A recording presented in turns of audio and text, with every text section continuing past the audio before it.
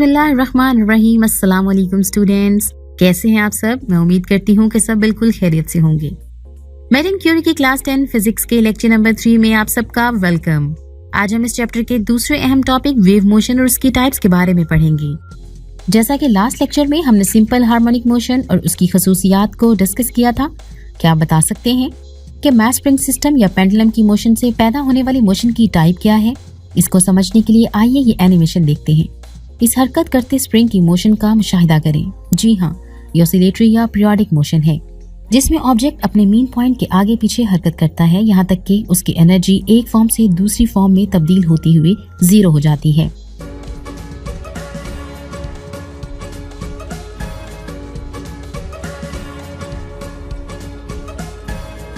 Wave क्या है? हमारी जिंदगी पर वेव्स डोमिनेट हैं। अभी जब आप मुझे सुन रहे हैं तो भी आप अपने कंप्यूटर के स्पीकर से आवाज की वेव्स हासिल कर रहे हैं। आप मुझे देख रहे हैं, ये इलेक्ट्रोमैग्नेटिक वेव्स हैं। अगर आप इसे वाईफाई पर सुन रहे हैं तो इस सिग्नल को हासिल करने के लिए आप रेडियो वेव का इस्तेमाल कर रहे हैं। तो वेव क्या है?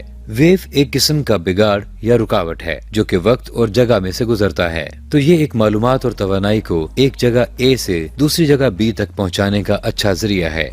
वेव्स हमेशा किसी वाइब्रेटिंग जिस्म से पैदा होती हैं। इसको समझने के लिए आइए ये वीडियो देखते हैं। व्यूअर्स, आज हम बात करेंगे कि वेव क्या है। वेव मोशन को समझने से पहले वाइब्रेशन का कॉन्सेप्ट होना ज़रूरी है। तो आइए एक मिसाल से समझते हैं। जब एक स्प्रिंग से लटके हुए मैस को उसकी मीन पोजीशन लेट से ओ से हटाकर छोड़ दिया जाए तो वो रिस्टोरिंग फोर्स की वजह से अपनी ओरिजिनल पोजीशन की जानिब आने की कोशिश करता है। जैसे कि आप देख रहे हैं, वापस आने की इस कोशिश में वो अपनी मीन पोजीशन से भी परे चला जाता है। ऐसा बार बार होगा। मैस की ये मूवमेंट जो अपनी असल हालत में आने के लिए मीन पोजीशन के इर्द गिर्द होती है को वाइब्रेटरी मोशन कहते हैं। अब आते हैं वेव्स की जानिब। आप जानते हैं कि किसी भी मीडियम लेट से एक ट्यूनिंग फोर्क में डिस्टर्बेंस पैदा होने से वाइब्रेशंस पैदा होंगी। असल में होता यह है कि डिस्टर्बेंस की वजह से ट्यूनिंग फोर्क को बनाने वाले मटेरियल पार्टिकल्स भी वाइब्रेट करने लगते हैं। अब क्योंकि सॉलिड फेज है, इसलिए ये तमाम पार्टिकल्स एक दूसरे से मुंसलिक भी होंगे और डिस्टर्बेंस का ये असर करीबी पार्टिकल्स को भी ट्रांसफ़र हो जाएगा। इस तरह वो भी अपनी मीन पोजीशन के गिर्द वाइब्रेट करने लगेंगे। पार्टिकल्स की इस मजमूई वाइब्रेशन से ही वेव्स पैदा होती हैं। इस तरह वेव किसी मीडियम में वो डिस्टर्बेंस है जो पार्टिकल्स की अपनी मीन पोजीशन के गिर्द बराबर वक्फों में वाइब्रेट होने से पैदा होती है। यहाँ आपको बताते चलें कि अक्सर वेव्स को ट्रैवल करने के लिए मीडियम चाहिए होता है। वेव्स के कॉन्टेक्स्ट में आपने हर उस चीज़ या जरिए को मीडियम कंसिडर करना है जिसमें से वेव ट्रैवल कर सके। मसलन हवा, पानी, आयरन, शीशा वगैरह, ये सब वेव्स के मीडियम हैं। लिसनर्स, ये जानने के लिए कि किसी भी मीडियम में वेव्स कैसे पैदा होती हैं, आइए एक तजुर्बा करते हैं। एक रस्सी एक सिरे को किसी मजबूत सपोर्ट लेट से किसी दरख्त से बांध दें। अब उसके ऊपर एक पॉइंट सपोज पी बनाएं। रस्सी के दूसरे सिरे को हाथ में मजबूती से पकड़ें और उसको वर्टिकली ऊपर नीचे हरकत दें। आप देख रहे हैं कि ऐसा करने से रस्सी में एक वेव जनरेट होती है। जैसे ही ये वेव पॉइंट पी में से गुजरती है तो वो भी अपनी मीन पोजीशन से परे हट जाता है। पॉइंट पी की ये डिस्प्लेसमेंट वेव की डायरेक्शन के परपेंडिकुलर होती है। आइए अब देखते हैं कि लिक्विड्स में वेव्स कैसे पैदा होती हैं। पानी से भरे एक टब में जिसमें कोक पहले से ही रखा हुआ है, अगर पेंसिल के एक सिरे को आमूदी रुख में डिबोएं और ऊपर नीचे हरकत दें तो पेंसिल की इस डिस्टर्बेंस से रिपल्स बनती हैं जो पेंसिल से परे कोक की तरफ ट्रैवल करती हुई दिखाई देती हैं। यही रिपल्स वाटर वेव्स हैं। इसके साथ ही आप देखेंगे कि वेव्स अपने रास्ते में पड़े हुए कॉर्क में भी डिस्टर्बेंस पैदा करती हैं और वो भी ऊपर नीचे हरकत करने लगता है। कॉर्क की ये मूवमेंट भी अपनी मीन पोजीशन के गिर्द होगी। जी तो स्टूडेंट्स, वीडियो देखने के बाद हम कह सकते हैं कि वेव्स एनर्जी और इंफॉर्मेशन को दूर दराज के फासलों तक मुंतकिल करती है। वेव्स तवानाई का जरिया हैं, जैसे लाइट वेव्स। हम सब जानते हैं कि सूरज तवानाई का बहुत अहम जरिया है। बाकी तमाम जानदारों की तरह सूरज की इस तवानाई से पौधे भी फोटोसिंथेसिस के दौरान क्लोरोप्लास्ट में अपनी खुराक तैयार करते हैं। इसी तरह हमारी मालूमात में इजाफे का बुनियादी जरिया भी वेव्स ही हैं। इन्हीं की बदौलत हम ना सिर्फ सुन सकते हैं बल्कि अपनी बात भी दूसरों तक पहुंचा सकते हैं, जैसे साउंड वेव्स। आइए वेव्स की मोशन और इसकी प्रॉपर्टीज को समझने के लिए ये वीडियो देखते हैं। क्या आपने कभी किसी खेल के दौरान मैक्सिकन वेव का मुशाहिदा किया है? ये नज़ारा बेहद दिलचस्प होता है जो पूरे स्टेडियम के चारों तरफ रोनमा होता है, लेकिन किसी को अपनी जगह से हिलने की जरूरत नहीं पड़ती। तमाम वेव्स एक जगह से दूसरी जगह किसी मादे की शक्ल तब्दील किए बगैर एनर्जी मुंतकिल कर सकी हैं। ये सब सिलसिलावार वाइब्रेशंस की वजह से होता है जिनमें एनर्जी मौजूद होती है। बिल्कुल इसी तरह जैसे लोग अपनी बारी आने पे अपनी अपनी सीट से ऊपर नीचे हरकत कर रहे होते हैं। वेव सॉलिड, माया, गैस और खाली जगहों यानी वैक्यूम में से भी एनर्जी मुंतकिल कर सकती है। वेव्स दो तरह की होती हैं जिनके बारे में तफसीलन हम दूसरी वीडियो में बात करेंगे, लेकिन बुनियादी खसूसियात एक जैसी होती हैं। ये चारों अल्फाज वेव्स की मुख्तलिफ खसूसियात को बयान करते हैं, तो चलिए एक एक करके इनके बारे में जानते हैं। वेव की फ्रीक्वेंसी से मुराद एक मखसूस वक्त में एक मखसूस मुकाम से गुजरने वाली मुकम्मल वेव्स की तादाद है। ये मखसूस वक्त अमूमन 1 सेकंड होता है। एक मुकम्मल वेव कुछ इस तरह दिखाई देती है। तो अगर हमारा मखसूस वक्त ये हो तो फ्रीक्वेंसी 5 होगी। फ्रीक्वेंसी की अलामत F है और इसे हर्ट्ज यूनिट में मापा जाता है। हर्ट्ज पर सेकंड में मुकम्मल होने वाले चक्रों की तादाद बताती है, यानी कि हमारी मैक्सिकन वेव में हर सेकंड में खड़े होने वाले लोगों की तादाद बताती है। फ्रीक्वेंसी और पीरियड का फर्क बयान करना अक्सर आपको उलझा सकता है। फ्रीक्वेंसी में किसी काम या वाक़े के रुनुमा होने की तादाद पता चलती है, जबकि पीरियड इस काम के रुनुमा होने का वक्त बताता है। वेव का पीरियड दरअसल एक चक्कर मुकम्मल करने के लिए दरकार वक्त है, इसलिए एक शख्स के खड़े होने और बैठने की वेव के लिए दरकार वक्त को सेकंड्स में मापा जाता है। जब कोई काम बार बार हो तो इसे पीरियोडिक इवेंट कहेंगे, जिसका मतलब काम को बार बार करने के लिए दरकार वक्त है। जमीन का सूरज के गिर्द मदार पूरा करने का पीरियड 365 दिन है। एक दिन का पीरियड या दौरानिया 24 घंटे है और स्कूल में एक क्लास का पीरियड 45 मिनट का होता है। अब वेवलेंथ की बात करते हैं। वेवलेंथ असल में एक वेव के एक पॉइंट से अगली वेव के उसी पॉइंट तक के फासले को कहते हैं। मिसाल के तौर पर 2 पीक्स या 2 ट्रफ्स। वेवलेंथ की अलामत लैम्डा है, जो यूनानी लफ्ज है और इसे अमूमन मीटर में मापा जाता है। वेवलेंथ साइज के लिहाज से मुख्तलिफ होती है। एक्सरेज में बहुत छोटी नजर आने वाली रोशनी और एफएम की रेडियो लेब्रॉन में जरा लंबी होती हैं। हम फ्रीक्वेंसी, पीरियड और वेवलेंथ की बात कर चुके हैं। अब हम एम्पलीट्यूड की बात करेंगे।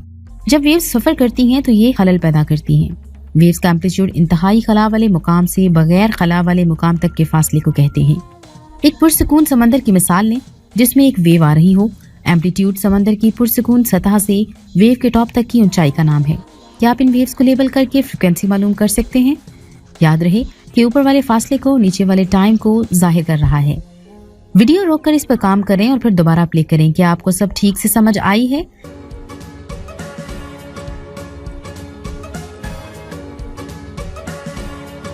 उम्मीद है आपको इन अल्फाज का मतलब ठीक से समझ आ गया होगा। मुख्तलिफ वीडियोस देखने और तजुर्बात करने के बाद हम वेव्स की तारीफ इस तरह कर सकते हैं कि वेव किसी वास्ते या मीडियम में पैदाशुदा ऐसे खलल को कहते हैं जिसे मीडियम के ज़रात अपनी वस्ती पोजीशन के इर्द गिर्द मतवातर वाइब्रेटरी मोशन करते हैं। हम PHET की इस सिमुलेशन के साथ वेव मोशन को अमली तौर पर देख सकते हैं। ये एक सिमुलेशन है।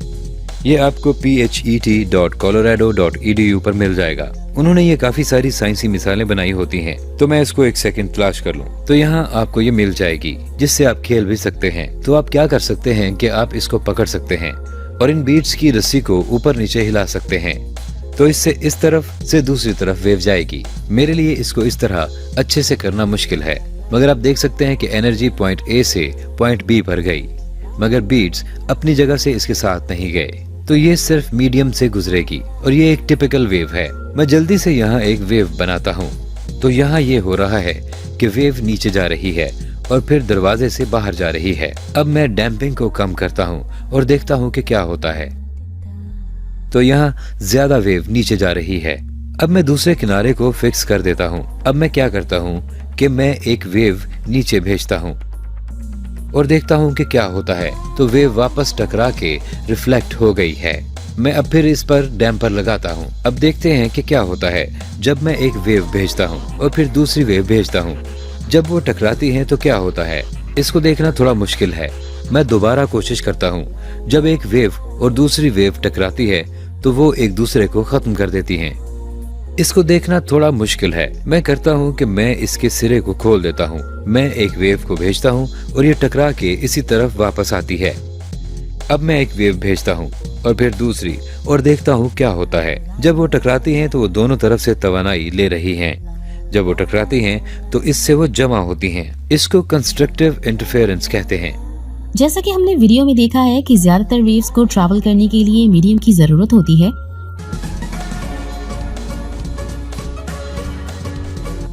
इसकी बुनियाद पर वेव्स को ऐसे क्लासिफाई कर सकते हैं: मैकेनिकल वेव्स, इलेक्ट्रोमैग्नेटिक वेव्स।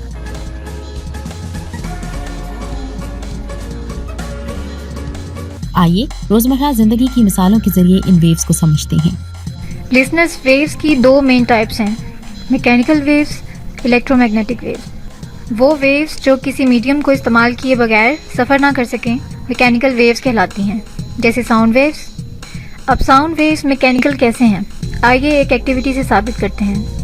शीशे का एक एयर टाइट जार लें जो वैक्यूम पंप से अटैच्ड हो और उसमें इलेक्ट्रिक बेल लटकाएं। अब इस जार को एक सर्किट में बैटरी और बटन के साथ कनेक्ट कर दें। आप देख रहे हैं कि जैसे ही बटन प्रेस किया जाए घंटी की आवाज़ सुनाई देने लगती है।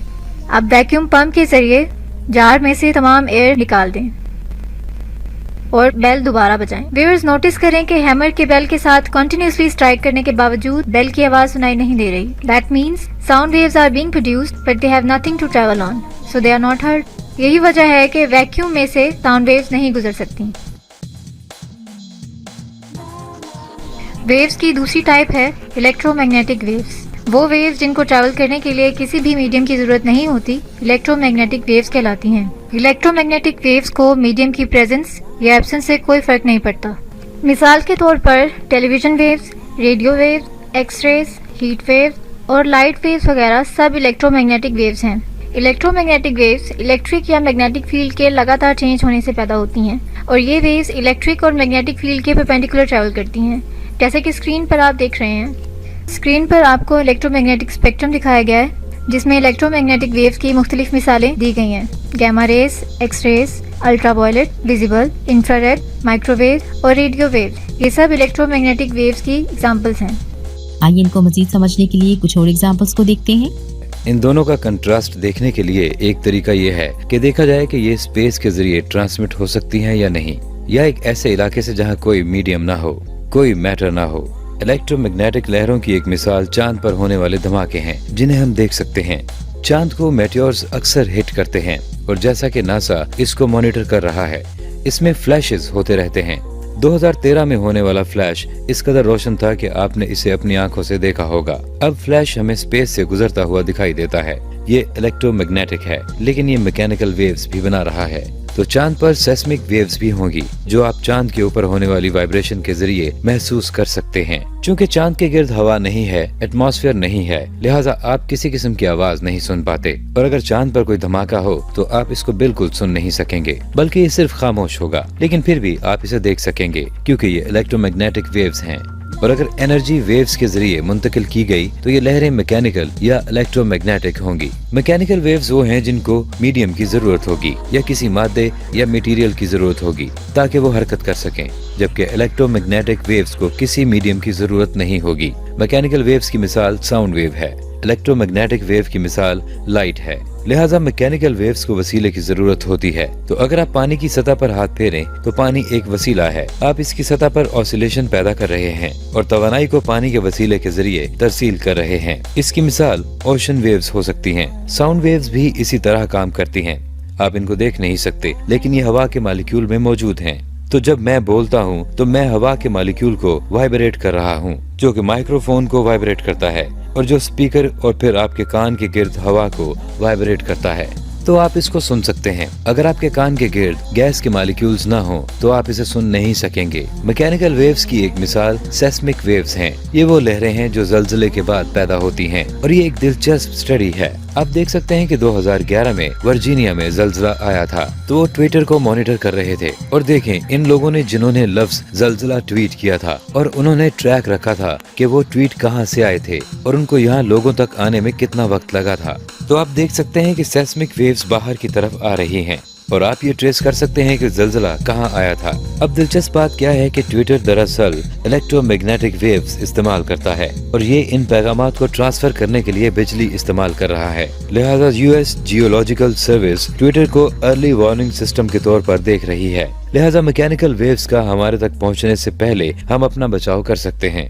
मैकेनिकल वेव जिसकी मिसाल से हम सब वाकिफ हैं वो आवाज की वेव है। तो जब आप बेस ड्रम को बजाते हैं तो इसकी आवाज बहुत ऊंची होती है, लेकिन आप क्या कर रहे हैं? आप ड्रम की सतह को वाइब्रेट कर रहे हैं। अगर हम इसे देखें तो ये अपने गिर्द के सभी हवा के मॉलिक्यूल्स को वाइब्रेट कर रहा है। तो हमारे पास लॉन्गिट्यूडनल वेव्स हैं जो एक तरह से 3D दायरे में बेस ड्रम से दूर की तरफ हरकत करती हैं। तो ये आपके एयर ड्रम को वाइब्रेट कर रही है। यही वजह है कि आप आवाज को सुन सकते हैं। इलेक्ट्रोमैग्नेटिक वेव्स मुख्तलिफ होती हैं। अगर हम स्पेस में देखें तो यहाँ कोई मीडियम नहीं है, लेकिन हमें दूर से सितारों की रोशनी हासिल हो रही है। लिहाजा रोशनी या रेडियो वेव्स किसी भी चीज के बगैर हरकत कर सकते हैं। ये फिर भी मीडियम से गुजर सकती हैं। मसलन आपके कमरे में रोशनी हरकत कर रही है क्योंकि यहाँ गैस मौजूद है, लेकिन हम इसे एक प्रिज्म से भी गुजार सकते हैं। आप इसको इलेक्ट्रोमैग्नेटिक वेव में तोड़ सकते हैं और सफेद रोशनी के अंदर मौजूद मुख्तलिफ रंग देख सकते हैं, लेकिन ये फिर भी बगैर मीडियम के गुजर सकती है। स्टूडेंट्स, क्या आप बता सकते हैं कि मैकेनिकल वेव्स वैक्यूम यानी खला में से गुजर सकती हैं या नहीं? इसकी एक अच्छी मिसाल वैक्यूम पंप इस्तेमाल करके दी जा सकती है। अगर हम वैक्यूम पंप के अंदर एक अलार्म क्लॉक रख दें तो हम इसको आगे पीछे वाइब्रेट करता हुआ देख सकते हैं और आप इसे इस तरह आगे पीछे बजा सकते हैं। अच्छा, अब सोचें, अगर हम हवा को इसके अंदर से निकाल दें तो क्या होगा? आप अभी भी इसकी वाइब्रेशन को देख सकेंगे क्योंकि ये इलेक्ट्रोमैग्नेटिक वेव्स हैं, लेकिन जल्द ही गैस खत्म हो जाएगी और साउंड वेव्स बनना खत्म हो जाएंगी और आपको कुछ भी सुनाई नहीं देगा। तो क्या आपने एक मीडियम के जरिए आवाज का एनर्जी ट्रांसफर करना सीखा और फिर आपने मैकेनिकल वेव्स जिन्हें एक मीडियम की जरूरत होती है, इनका फर्क इलेक्ट्रोमैग्नेटिक वेव से देखा जिन्हें मीडियम की जरूरत नहीं होती। मुझे उम्मीद है कि ये फायदेमंद था।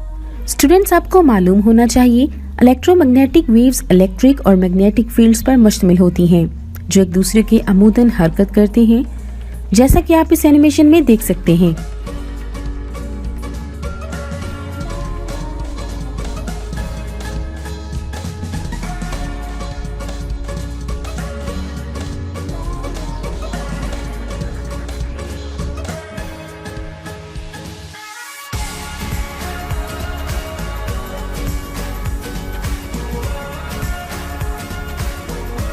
मैं उम्मीद करती हूँ कि अब आप मैकेनिकल और इलेक्ट्रोमैग्नेटिक वेव्स में फर्क कर सकते हैं।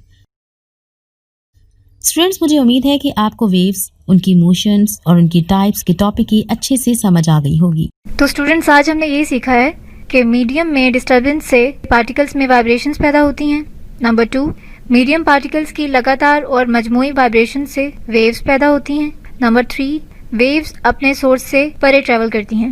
नंबर 4, वेव्स एनर्जी ट्रांसफर कर सकती हैं। एंड लास्टली, मैकेनिकल वेव्स को मीडियम चाहिए होता है, लेकिन इलेक्ट्रोमैग्नेटिक वेव्स को ट्रैवल करने के लिए किसी मीडियम की जरूरत नहीं होती। आपसे मिलते हैं नेक्स्ट टाइम इससे अगले टॉपिक के साथ। तब तक के लिए अपना बहुत ख्याल रखिएगा। अल्लाह हाफिज।